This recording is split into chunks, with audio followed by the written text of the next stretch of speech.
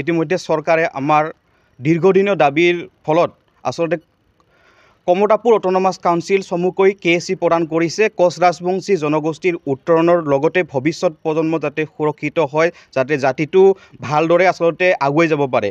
কিন্তু তেনে প্ৰেক্ষিতত আমি দেখা পাইছোঁ যে কমতাপুৰ স্বায়ত্তশাসিত পৰিষদত কাৰ্যনিৰ্বাহ কৰা গুৰুত্বপূৰ্ণ আচলতে পদত থকা মুখ্য কাৰ্যবাহী সদস্য গকুল বৰ্মনৰ ডাঙৰীয়াৰ আমি ইতিমধ্যে দেখা পাইছোঁ যে বিভিন্ন সংবাদ মাধ্যমত তেওঁৰ নাৰী কেলেংকাৰী, অসম আৰক্ষীৰ এজন কনষ্টেবলক আচলতে অবৈধভাৱে প্ৰেম কৰি নিৰ্মমভাৱে যি প্ৰহাৰ কৰিলে, এই ঘটনাক আমি তীব্ৰভাৱে আচলতে সমালোচনা কৰিছোঁ আৰু প্ৰতিক্ৰিয়া ধিক্কাৰ জনাইছোঁ।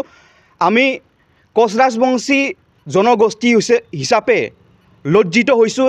এনেকুৱা ধৰণৰ যি মানসিকতা হ'ব পাৰে মুখ্য কাৰ্যবাহী সদস্যজনৰ কাৰণে আমি বহুতেই দুখ পাইছোঁ। আমি ধিক্কাৰ জনাইছোঁ এইজন ব্যক্তিয়ে যাতে কোনো কাৰণতে আচলতে সেই পদত যাতে থাকিব নোৱাৰে, আৰু আমি অসম চৰকাৰক আমি অনুম্ৰ জনাইছোঁ এই ধৰণৰ ব্যক্তিক যাতে তেনেধৰণৰ যদি পদত দিয়ে, ভৱিষ্যতে কিন্তু কোচ ৰাজবংশীৰ জাতিৰ অন্ধকাৰত ভুগিব লগা হ'ব আৰু জাতিৰ পিছ পৰি থাকিব বুলি আমি অনুভৱ কৰিছোঁ। লগতে আমি দেখা পাইছোঁ যে KSCৰ কাৰ্যনিৰ্বাহ কৰা অধ্যক্ষ হিতেশ্বৰ বৰ্মন ডাঙৰীয়াৰ বিৰুদ্ধে প্ৰায় 35 কোটি টকাৰ ভুৱা ৱাক ৱাৰ্ডাৰ এটা আমি দেখা পাইছোঁ।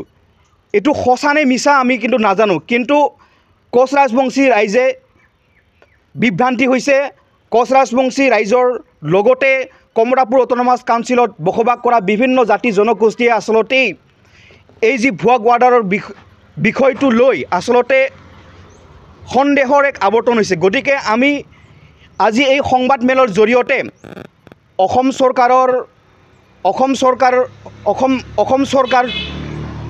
চৰকাৰৰ মুখ্যমন্ত্ৰী ডক্টৰ হিমন্ত বিশ্ব শৰ্মা দেৱৰ লগতে অসম আৰক্ষী সঞ্চালক JP সিং ডাঙৰীয়াক আমি অনুৰোধ জনাম, এই দুজন ব্যক্তিক আচলতে সঠিকভাৱে তদন্ত কৰি কোন দোষী কোন নিৰ্দোষী ওলাব লাগে, আৰু যদি সঁচাকৈ তেওঁলোকে দুখ কৰিছে উচিত শাস্তি পাওক বুলি আমি প্ৰাক্তন কেৰেলা কল্যাণ আৰু উন্নয়ন সমাজে আমি দাবী উত্থাপন কৰিছোঁ।